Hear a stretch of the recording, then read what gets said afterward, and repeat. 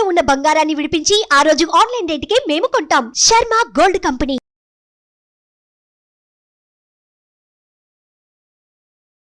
నమస్తే, welcome to Suman TV. నేను మీ యామ్ని.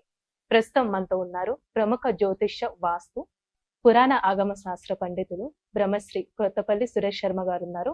గురుగారితో మాట్లాడి మనకున్న సందేహాన్ని అడిగి తెలుసుకుందాం. నమస్కారం గురుగారు.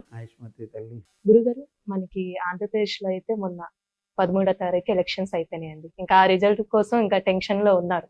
జూన్ 4వ తారీఖున గత వీడియోలో మీరు చూసుకున్నట్లయితే తెలంగాణ రాష్ట్రం గురించి చెప్పారు, ఇతర రాష్ట్రాల గురించి కూడా తెలియజేశారు.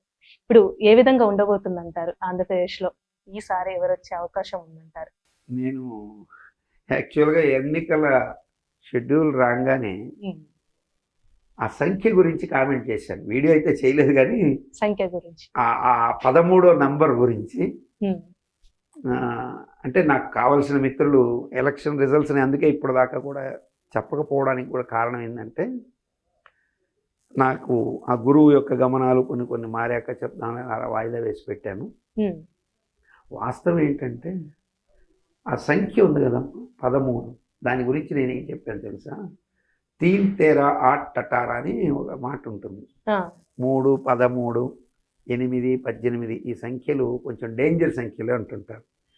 ఎందుకు అంటే, మీరు చూడండి, 13 అనే సంఖ్య పిశాచి సంఖ్య కింద చెప్తారు. న్యూమరాలజికల్గా చూస్తే 1 + 3 = 4. 4 అంటే రాహు. రాహు అంటే రాజ్యం కోసం కొట్లాడేవాడని అర్థం. వాడు కపటోపాయాలు ఇవన్నీ ఎక్కువ. సో ఆ 13 నంబర్ అనేటువంటిది మనకి పిశాచి సంఖ్య అనడానికి మీకు మీరు కావాలంటే ఒకప్పుడు అనుకుంటా, సుమారుగా ఒక 10-15 సంవత్సరాల కిందట ఏమో ఒక సినిమా కూడా వచ్చింది, ఇంటి నెంబర్ 13 అని. సో ఆ ఇంటి నెంబర్ 13 అని, ఆ 13వ సంఖ్య అంటేనే దెయ్యాల సంఖ్య అని పేరు. నేను దాన్ని దృష్టిలో పెట్టుకొని, ఆ సంఖ్య రాహు సంఖ్య కాబట్టి చాలా ఉద్రిక్తభరితంగా ఉంటుందని మీకు నేను ఏదైతే పంచాంగ ఫలితాల్లో చెప్పానో, రాజకీయ నాయకులు తన్నుకుంటారు, ఊళ్ళో వాహనాలు తగలబెట్టుకుంటారు, తలకాయ పగలగొట్టుకుంటారు, ఇవన్నీ జరిగాయి. అవి జరిగే ముందే నేను సమ్ అదర్ ఛానల్స్లో నేను ఏం చెప్పాను అంటే, 2023-22 నుంచే సంవత్సర ఫలితాలు వచ్చినప్పటి నుంచే ఆంధ్రప్రదేశ్లోని పరిస్థితిని జగన్మోహన్ రెడ్డి గారు ఇప్పటికిప్పుడు గనక జాగ్రత్త పడి పరిస్థితుల్ని గనక తన అదుపులోకి తెచ్చుకోగలిగితే అగైన్ మళ్ళీ వచ్చే అవకాశాలు ఉంటాయి. లేదంటే కుటుంబ స్థానంలో శని ఉండడం, ఇది ఆయన పేరుని బట్టి జగన్మోహన్ రెడ్డి అంటారు, కానీ ఆయన ఆరోగ్యంలో పుట్టినందువల్ల ఆయన కుమారస్వామి రెడ్డి అని ఎవరు అనరుగా. ఇప్పుడు మిమ్మల్ని ఆయన ఏపీ సీఎం అంటే ఏం చెప్తారు మీరు? ప్రెసెంట్ ఎవరైతే ఉన్నారో వాళ్ళ గురించి చెప్తాం. అంటే మామూలుగా పాత రోజులు అనుకోండి, ఏమంటారు? ఏపీ సీఎం అంటే ఏమంటారు? జగన్మోహన్ రెడ్డి గారు అంటారు. అంటే జగన్మోహన్ రెడ్డి గారు అంటారు, కానీ ఆయన ఆరుద్ర నక్షత్రంలో పుట్టారని చెప్పేసి ఆయన్ని మీరు కుమారస్వామి రెడ్డి అను, జ్ఞానప్రసాద్ రెడ్డి అని అనరుగా. సో జగన్మోహన్ రెడ్డి అన్న పేరును బట్టి ఆయన మకర రాశిలో ఉన్నాడు, కుంభరాశిలో శని సంచారం మొదలైనప్పుడు కుటుంబంలో కలతలు వస్తాయని నేను ముందుగానే గెస్ చేసి చెప్పాను. ఆల్రెడీ వచ్చాయి సోదరి, అది దూరం చేసుకోకుండా ఈయన అలర్ట్ అవుతారనే ఉద్దేశంతో ఆనాడు చెప్పాను. కొంతమంది సన్నిహిత నాకు ఉండేటువంటి నన్ను అభిమానించే వ్యక్తులు కూడా వైసీపీ వాళ్ళు ఎక్కువ. అఫ్కోర్స్ నాకు పార్టీలతో సంబంధం లేదు, నన్ను అభిమానించే వాళ్ళు కూడా నన్ను పార్టీలకు అతీతంగానే చూడమని చెప్తాను. కానీ నేను ఎవరి మీద ద్వేషంతో ఉన్నాను, అందరూ బాగుండాలని కోరుకుంటాను. కానీ జాతకంలో ఉన్నది చెప్పడం నా ధర్మం. అంచనాలు మనం ఏదో మన లెక్కలు చెప్పకూడదు. మన లెక్కలు చెప్తే అది వేరుగా ఉంటుంది. సో నా లెక్కలు నేను ఆంధ్రప్రదేశ్ పౌరుడి కింద నా లెక్కలు చెప్పమంటే అది ఒక రకంగా ఉంటుంది. జాతకంగా చెప్తే ఒక ఫలితం ఉంటుంది. జాతకపరంగా చూసినట్లయితే జగన్మోహన్ రెడ్డి గారికి అప్పుడు బ్యాడ్ టైం స్టార్ట్ అయింది. సో ఇప్పుడు ఒకవేళ ఆయన ఆరుద్ర ప్రకారమే జాతక రీత్యా ఎత్తుకున్న పితృస్థానంలో శని ఉండడం, అష్టమ శని వదిలి పితృస్థానంలోకి శని ప్రారంభమైన తర్వాతనే సునీత గారు ఉద్రేకంగా వెళ్ళడం, షర్మిల గారు ఉద్రేకంగా వెళ్ళడం, తల్లి గారు ఎటు మాట్లాడని పరిస్థితి ఉండి ఆఖరాలు మళ్ళీ షర్మిల గారికి సపోర్ట్ చేయడం, ఇవన్నీ జరిగాయి.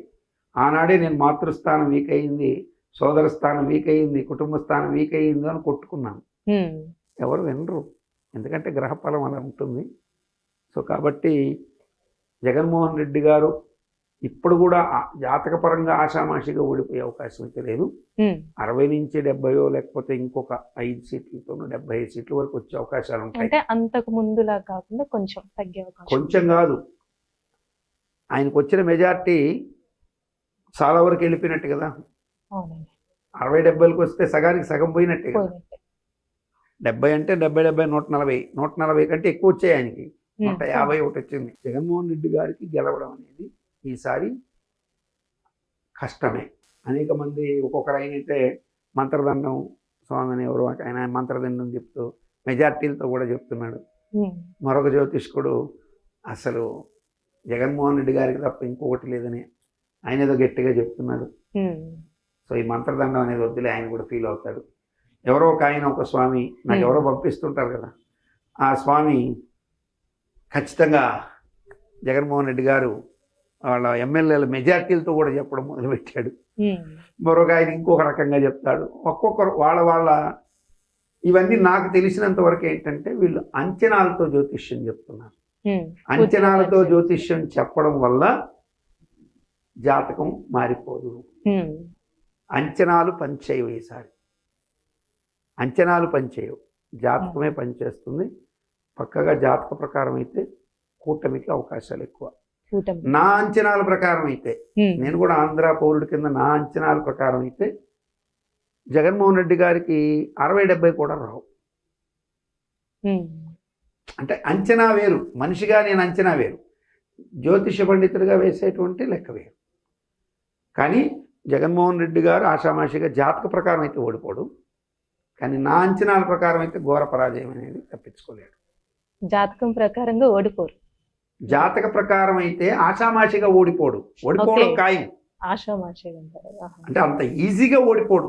అవతల ప్రత్యర్థికి చాలా హోరాహోరీ టఫ్ ఫైట్లో ఓడిపోతారు. మెజార్టీలు కూడా చాలా స్వల్పంగా వెళ్తూ ఓడిపోతారు. కానీ నా వ్యక్తిగత జ్యోతిష్యాన్ని, నా వ్యక్తిగత అంచనాల్ని రెండు క్రోడీకరించి చూసినట్లయితే ఘోర పరాజయం అనేది మాత్రం ఉంటుంది. అంచనాలతో నేను జ్యోతిష్యం చెప్పను కాబట్టి జాతకంలో ఉన్నదాని ప్రకారం ఆయన అయితే ఆషామాషిగా ఓడిపోవడం చెప్తున్నా. కానీ వ్యక్తిగా జాతకాన్ని, బయట ఉన్న పరిస్థితుల్ని అంచనా వేసుకుంటే మాత్రం ఖచ్చితంగా జగన్మోహన్ రెడ్డి గారి ఘోర పరాజయం ఉంటుంది. అది మనం ఇమాజిన్ చేయలేం. మనం జ్యోతిష్యమే చెప్పాలి. జ్యోతిష్య ప్రకారం ఆయనకి 60 నుంచి 75 అంతకంటే ఎక్కువ వచ్చే అవకాశాలు లేవు. కానీ జ్యోతిష్యము, బయట జరుగుతున్న పరిణామాలు, నేను చెప్తున్న ఇప్పుడు చెప్పాను కదా, చెల్లెలు దూరం అవుతుందన్నాను, అయ్యింది. కొన్ని వివాదాంశాల్లో తర్వాత గురువు బాలేడు, టీచర్లు దూరం అవుతారని చెప్పాను, అది జరిగింది. సో అంగన్వాడీ టీచర్లు అంటే చాలా మంది మధ్యతరగతి వాళ్ళు దూరం అవుతారు. ఇటు చిన్న ప్రమాదాలు కూడా అయినాయి. సో జగన్మోహన్ రెడ్డి గారిని ఓటమి నుంచి తప్పించే అవకాశాలు అయితే జాతకపరంగానూ లేవు, ఎక్కడా లేవు. ఆయన ఇప్పుడు ఒక గౌరవ ప్రతిపక్షంగా నిలబడితే మరల కమింగ్ టైంకి తను కొంచెం జాగ్రత్త పడితే సరైనటువంటి పురాణ ప్లస్ రాజకీయ చతురత కలిగినటువంటి వ్యక్తులు తన సలహాదారులుగా పెట్టుకుంటే, ఎందుకు పురాణం అంటున్నానంటే భారత భాగవతాల్లో లేని రాజకీయాలు ఎక్కడా లేవు. భారతంలో ఉన్నదే రాజకీయం. ఆ రాజకీయాన్ని రాజక్రియలది, అది రాజకీయం అయ్యింది అనుకోండి. అలా చేసుకుంటే రానున్న భవిష్యత్తులో మళ్ళీ ఒక సస్టైన్ అవడానికి అవకాశాలు ఉంటాయి. గౌరవ ప్రతిపక్షం రాకుండా ఓడిపోతే మాత్రం ఇక అది కొంచెం సస్టైన్ అవడానికి కష్టమే. గురుగారు, ఇప్పుడు చాలా మంది చాలా రకాలుగా చెప్పారండి, ఎవరు గెలుస్తారు ఏంటి, జగన్ గారు గెలుస్తారని ఎక్కువ మంది చెప్పారు. అసలు మీరు ఏ విధంగా అంచనా వేస్తున్నారు, అసలు ఏ విధంగా ఇంత గట్టిగా చెప్తున్నారంటారు? అంచనాలు వేరని చెప్పాను కదా మనకి, అంచనా వేరు.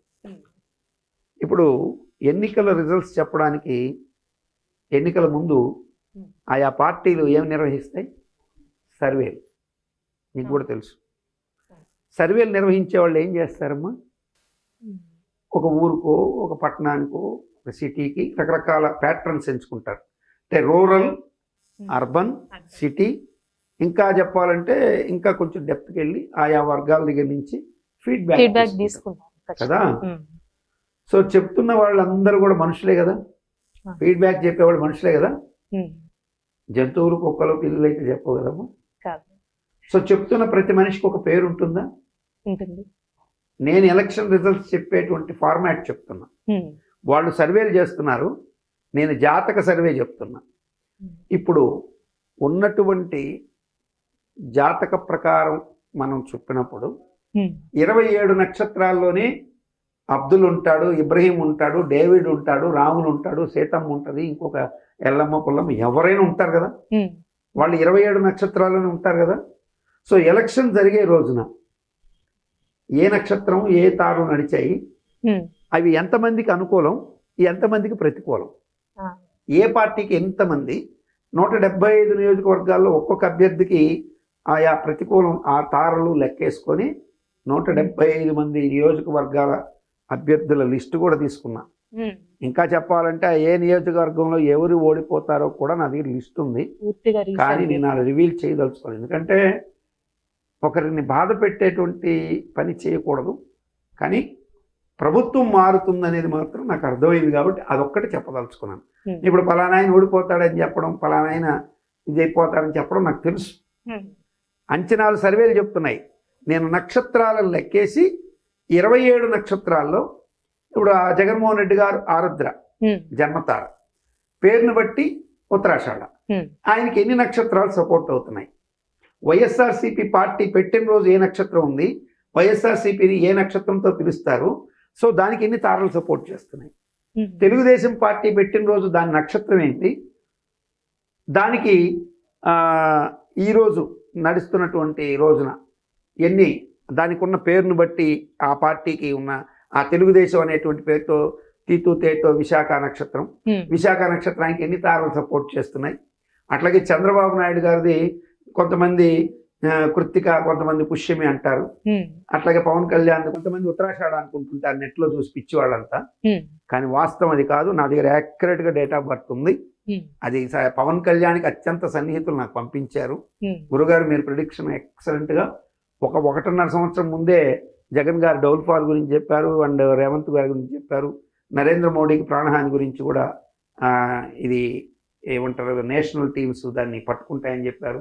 ఇవన్నీ మీరు చెప్పారు. యోగి ఆదిత్యనాథ్ గెలుస్తాడని చెప్పారు, ఈ కర్ణాటక రిజల్ట్స్ చెప్పారు. కాబట్టి మీరు నేను ఒరిజినల్ డేట్ ఆఫ్ బర్త్ ఇస్తున్నాను, నెట్లో ఉన్నది మీరు ఫాలో కాకండి.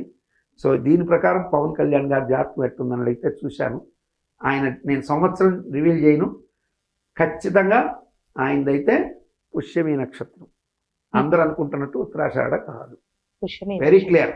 అది చూసి కొంతమంది ఓ అని టీవీల ముందుకు వచ్చి ఉత్తరాషాఢ నక్షత్రం పవన్ కళ్యాణ్ అని చెప్తుంటారు. తప్పు. ఆయనది పక్కగా పుష్యమి నక్షత్రం. ఆయన పుట్టిన సంవత్సరం అని నాకు పంపించారు. నేను జాతకం కూడా చూశాను. పవన్ కళ్యాణ్ గారి యొక్క విజయాన్ని ఆపాడం అనేది కూడా జరిగే క్వశ్చన్ లేదు. ఎందుకంటే వెనకటికి ఎవరు అంటారు కదా, శ్రీశ్రీ కవిత్వం ఉంది, అరిచేతిని అడ్డుపెట్టి సూర్యకాంతిని ఆపది అంటే నిజాన్ని ఆపలేమని. కాబట్టి పవన్ కళ్యాణ్ అనేటువంటి ఆ యొక్క వ్యక్తి జాతకం పేరును బట్టి కూడా ఆయన పెట్టిన జనసేన పార్టీ పుట్టినటువంటి సంవత్సరం, దాని రిజిస్టర్ అయిన డేట్లో ఉన్నటువంటి నక్షత్రం, ఆయనకి జనసేన పేరుతో జా అంటే ఉత్తరాషాఢ నక్షత్రం, అన్నీ కలిపి క్రోడీకరించుకొని చంద్రబాబు గారి పేరును కూడా క్రోడీకరించుకొని అన్ని క్యాలిక్యులేట్ వేసి క్లియర్గా నేను చెప్తున్నా. నాకు అందుకే నేను అంచనాలు వేరు, జ్యోతిష్య ప్రకారం అయితే కొంచెం టైట్ ఫైట్ నడుస్తుంది. ఆషామాషిగా అయితే ఓడిపోడు, కానీ ఓడిపోవడం పక్కా. ఆషామాషిగా ఓడిపోడు జగన్మోహన్ రెడ్డి. కానీ నా అంచనా ప్లస్ నా జాతకం రెండు కనుక ఒకటైతే మాత్రం ఘోర పరాజయం ఉంటుంది. చాలా చక్కగా తెలియజేశారండి ఏపీ పాలిటిక్స్ గురించి. ధన్యవాదాలు. సుమన్ టీవీలో మీ పర్సనల్ అండ్ బిజినెస్ ప్రమోషన్స్ కోసం కింది నెంబర్కి కాంటాక్ట్ చేయండి.